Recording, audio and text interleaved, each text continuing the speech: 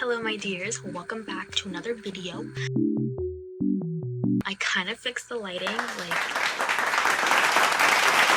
but today we're going to do a short video about how to handle rejection. Now, rejection is a common thing. Everyone goes through rejection. Everyone handles, phases of, rejection in their lives. No one talks about how to handle it as Christians. I find that that's so, difficult to grasp. At least for me, for, this grade 12 year, rejection was, happening, back to back to back. With, every right turn, every left turn, I was being rejected from something.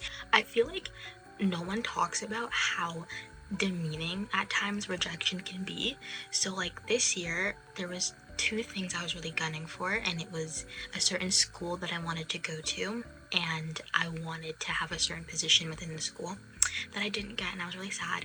And it sucked because it was you hope for these things since you're young. You want this to be what God has for you, but if it's not in his will, then you can't expect it to happen. So I think what I was doing was I was saying Lord, I want this to happen. I want it to happen on this day. I want it to be this way.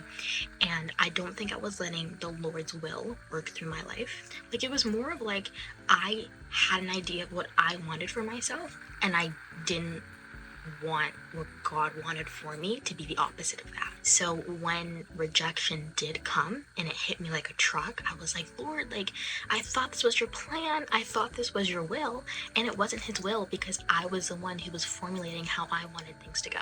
And because I wanted things to be set in stone, I didn't give myself the ability to go under and be submitted to God's will. So I was God, I'm going to this school. You can't tell me that I'm not going to get into this university. I have all the credentials, I have all the things. And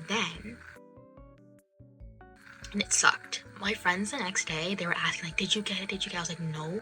It's hard to be prepared for rejection when you don't expect it to happen. So I was really at a loss. I was Lord, I did everything right. I have all that I needed, all the credentials. And God was showing me it's not about having everything, and it's not about you seeing things one way.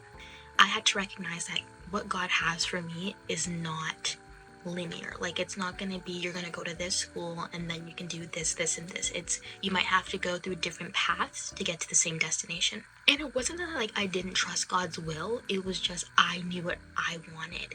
But I think the important thing as Christians is to recognize that you can want so many things, but if it's not in God's will, it's not going to happen. In Jeremiah 29:11, it states that the Lord knows the plans that he has for us. And these are plans of welfare, for future, for hope. These are not plans that are of evil.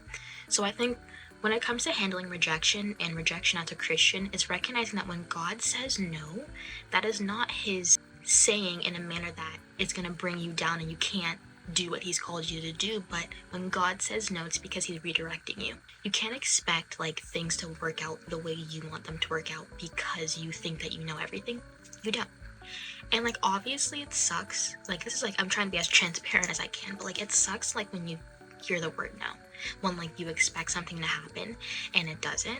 But I feel over time I've recognized that if God said, Eden, I don't want you in this place for your university, then I can't be Lord, but that doesn't make any sense. I did all of this and I worked my butt off, but if the Lord says no, it's always for a reason. And I have to recognize that his plans are for my future. They're for a hope and my welfare. They're not for evil.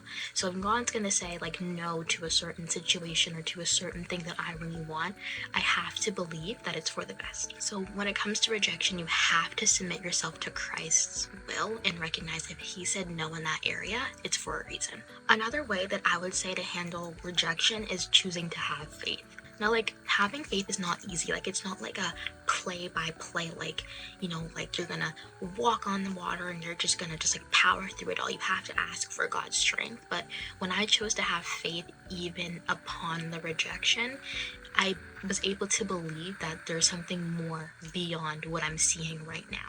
Choosing to have faith helped me because I was you know what, this sucks, but I know that God has something better. And it's good to have a support system upon rejection because my family was consistently, they were Eden, something better is for you, and it just was not there. And if it's not there, you have to trust God and you have to have the faith to believe that there's something more. Like, I'm only 18 years old. Like, I don't have like all the answers to everything, but I can say that like when I chose to have faith even upon rejection, handling the hurt of it was a lot easier because I was like, you know what, like I'm gonna believe anyway.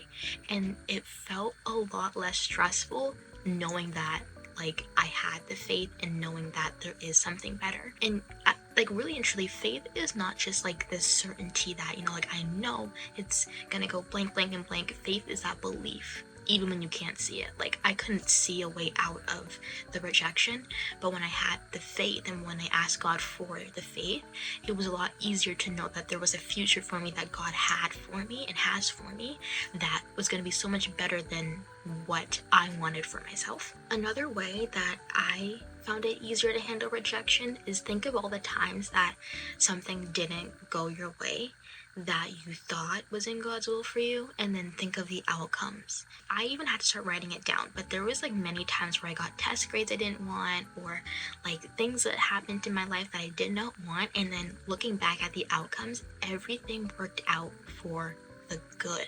And I feel like you forget at times how often it is actually to be let down until you start writing it down and you recognize, wait, there's so many times in my life where things didn't actually work out the way I wanted it to, but everything had an outcome that was positive. So I think when you look back and you see God has carried you through like so many things, you recognize that that moment of rejection is another thing that God's going to carry you through. Like, the amazing thing about God is he doesn't leave you where he has put you. He always brings you through it. And I think the beauty of being rejected and things not going my way was that I was more humble.